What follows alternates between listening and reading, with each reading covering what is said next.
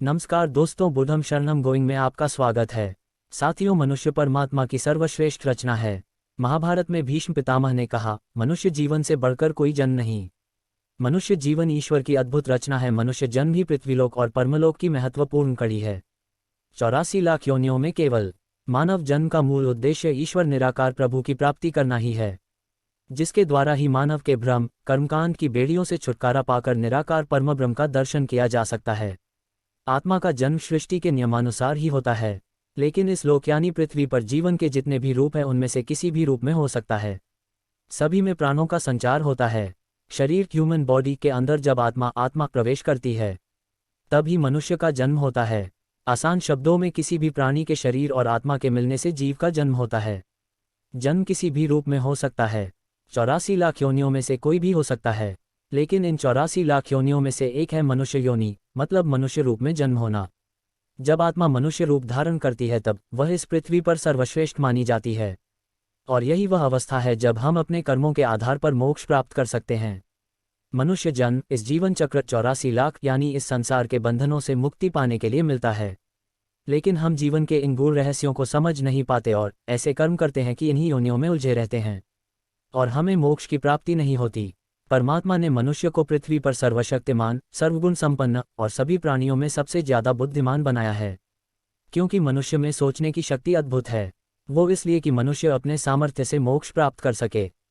इसके लिए गृहस्थी के जीवन में रहकर समस्त सांसारिक गतिविधियों में शामिल होते हुए भी ऐसे कर्म करते रहना चाहिए जो सेवा, परमार्थ, सद्भावना, परोपकार, आशीर्वाद, धर्म, सत्कर्म, त्याग, सम्मान, सत्संग, सरल स्वभाव आदि को प्राप्त करके मोक्ष मार्ग पर चलने का प्रयास करना चाहिए। हम सभी ने बचपन में लूडो तो खेला होगा।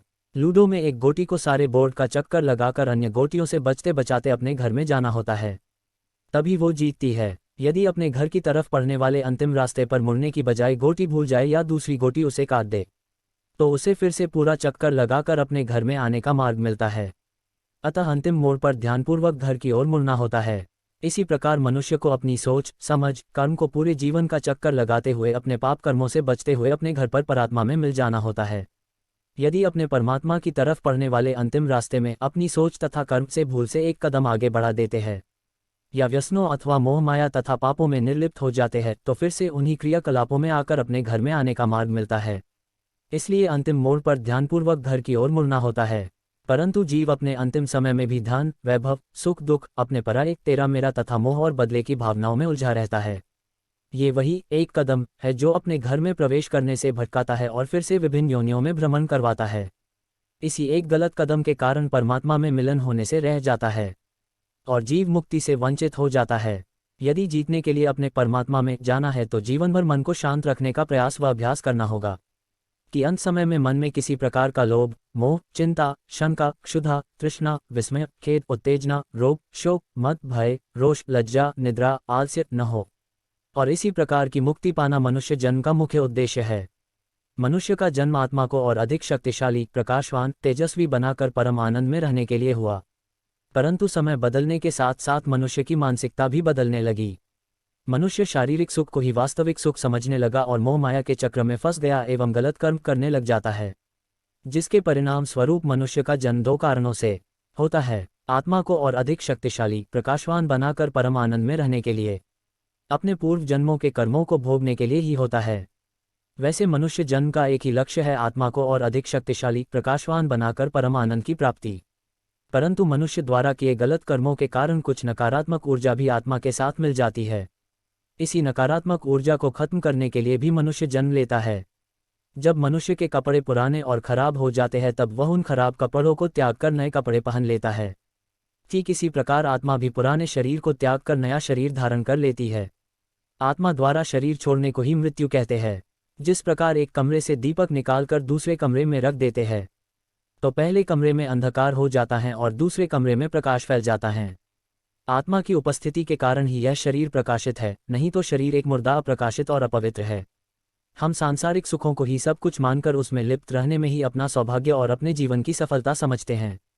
यही गलती हम कर जाते हैं, क्योंकि इसके बावजूद कोई भी व्यक्ति ये दावा नहीं करता है कि वह पूर्णतया सुखी है। सच्चाई यह है कि हमें सामान्य मानव जीवन के उद्देश्य की पूर्ति के लिए निरंतर प्रयास करना चाहिए।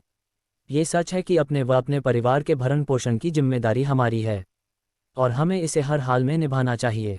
क्या आपको ये ज्ञात है कि आप कहाँ से आए, आपको कितने दिनों या सालों तक इस जगत में रहना है और आपकी मंजिल क्या है? इन प्रश्नों के उत्तर में सभी लोग यही कहेंगे, मालूम नहीं। ऐसे लोग बहुत विचित्र प्राणी हैं। वे अपनी यात्रा तो कर रहे हैं पर इस के संबंध में उन्हें कुछ भी पता नहीं।